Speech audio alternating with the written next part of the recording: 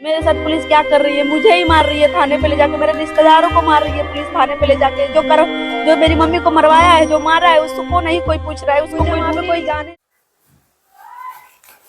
नमस्कार, मैं सावित्री यादव आप सभी का यूट्यूब मंच पे स्वागत करती हूँ। उम्मीद है हमारी यूट्यूब की सारी फैमिली अच्छी होगी, अपना ख्याल रख रही होगी। गोरखपुर दोहरा हत्याकांड के बारे में अगर जो बात की जाए तो हर मिनट, हर घंटे, हर दिन एक नए खुलासे हो रहे हैं, एक नई बयानबाजी हो रही, अलग अलग मीडिया वाले जा रहे हैं, अलग अलग तरह के बयान सामने आ रहे हैं। और यही कुछ ऐसा हुआ है जिसको सुनने के बाद आपके भी रोंगटे खड़े हो जाने वाले हैं। आखिर गुनहगार क्या वाकई में जेल के सलाखों के पीछे, या गुनहगार इसी घर में जहां पूनम निषाद की हत्या हो चुकी है, उसकी 12 साल की बेटी अनुष्का की हत्या हो चुकी है।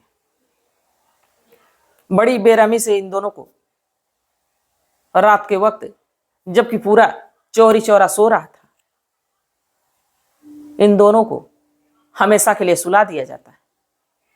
और इसके बारे में अगर जो प्रशासन की बात की जाए तो क्या प्रशासन की जांच धीमी चल रही है, या जानबूझ के दोषियों को बचाया जा रहा है?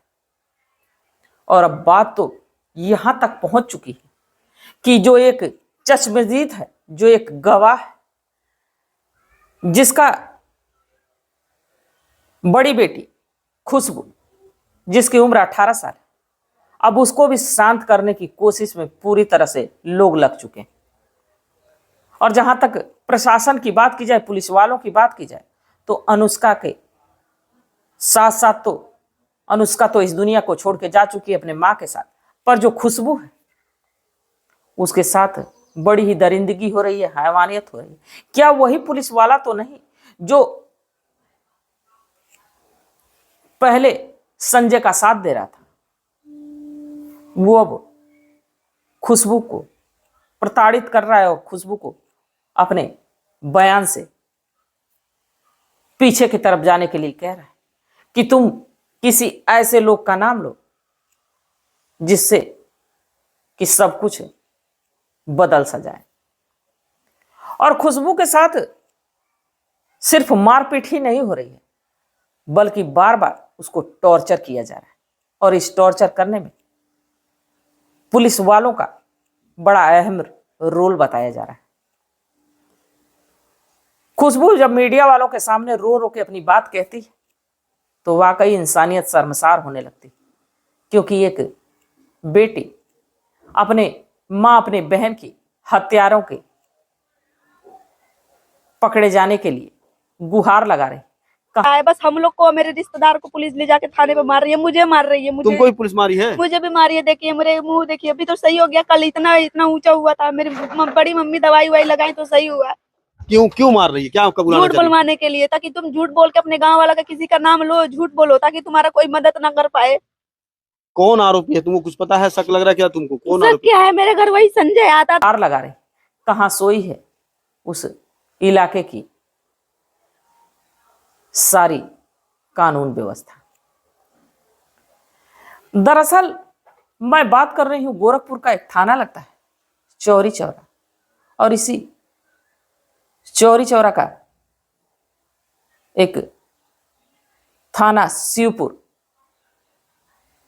गांव चकदाहा, जहां रात के लगभग 1 बजे एक घर में कुछ अज्ञात लोग जाते हैं। और अज्ञात लोग जाते हैं तो ना सिर्फ वहां लूटपाट होती, बल्कि बड़ी ही बेरहमी से 2 लोगों को गड़ासे से काट के हत्या कर दी जाती है, जिसमें कि पूनम निषाद जिसकी उम्र 45 साल और बेटी अनुष्का जिसकी उम्र 12 साल बताई थी। अब इनकी हत्या तो ये कर देते हैं, खुशबू को भी मारने की कोशिश करते हैं। खुशबू की बयानों को देखें तो खुशबू बताती है कि दरवाजे के फांक से जब वो झांक के देखी तो उसे आरोपियों का पैर दिखा, उसकी आवाज पहचानती।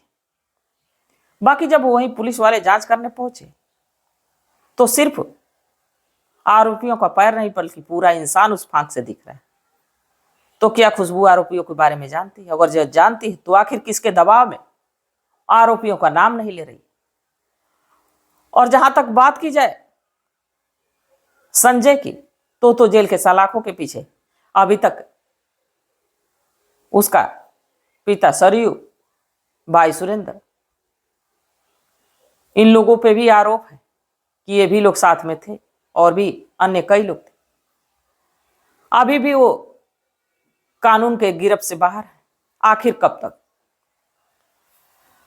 अगर जो गुनहगार ऐसे ही घूमते रहेंगे तो इनको सजा कब मिलेगी? और एक बेटी जो कि गुहार लगा रही है कि उसकी मां की बड़ी बेरहमी से, उसकी बहन की बड़ी बेरहमी से गड़ासे से काट के हत्या कर दी गई। गुनहगारों को पकड़ने के लिए गुहार लगा रही है। भाई है कि रो रो के बुरा हाल है।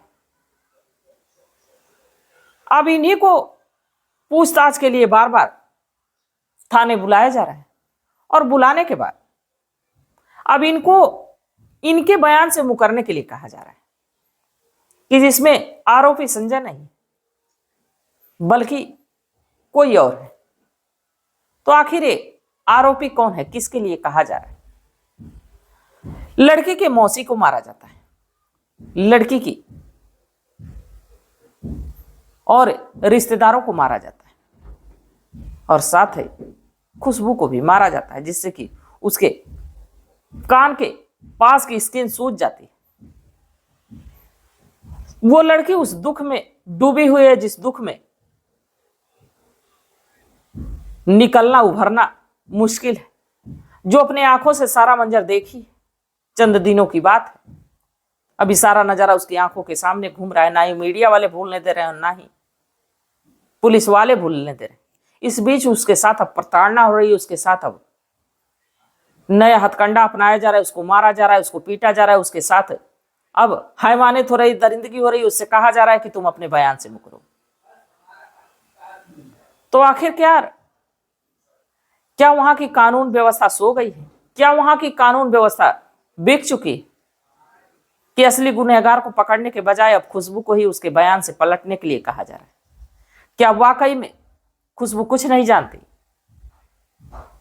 वाकई में खुशबू के साथ नाइंसाफी हो रही है, जिसके इंसाफ के लिए पूरे इलाके के लोग, पूरे नात रिश्तेदार रोड जाम कर रहे हैं, चक्का जाम कर रहे हैं, फिर भी उनको इंसाफ नहीं मिल रहा है। और इंसाफ के बदले अगर जो कुछ मिल रहा है तो चाटे मिल रहे हैं। अब जब ये सारा मामला हो ही रहा है तो आखिरकार इस लड़की को इंसाफ कब मिलेगा? क्या ये जो कोटेदार है वाकई में यही गुनहगार है जिसके दरवाजे पे दो दो सीसीटीवी कैमरे लगे हुए और उस रात दोनों बंद रहते हैं? तो आखिरकार ये क्या वजह है कि दोनों बंद थे, दोनों कैमरे उसी रात बंद थे?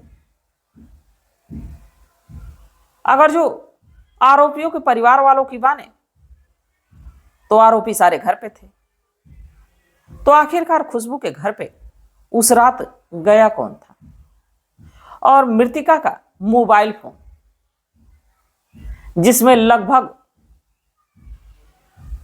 250 पन्नों की कॉल डिटेल आई है। अब आरोपी का नाम दूर तो नहीं है पर कुछ खुलासे होने बाकी। और अगर जो खुलासे हो जाते हैं, आरोपी भी जल्द से जल्द कानून के कब्जे में होगा, क्योंकि अब कानून से दूर नहीं है। उसे भी पता है कि कानून अब उस तक पहुंच चुकी, उसके हाथ, कानून के हाथ अब उसके गर्दन तक पहुंच चुकी। वो भी छटपटा रहा है, हड़बड़ा रहा है, तिलमिला रहा है।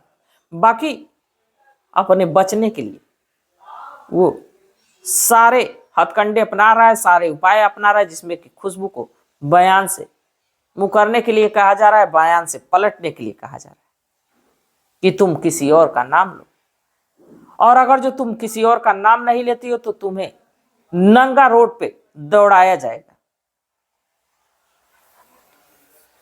आप ही लोग अब बताइए, कोई बेटी अपने परिवार की इतने बड़े कांड को, इतना बड़ा गुनाह जिसके लिए वो गुहार लगा रही, और गुहार के बदले में उसी को ये कहा जा रहा है कि तुम्हें नंगा दौड़ा के मारा जाएगा, तो ये कहां तक सही है? और इसमें कानून व्यवस्था कितना साथ दे रही है?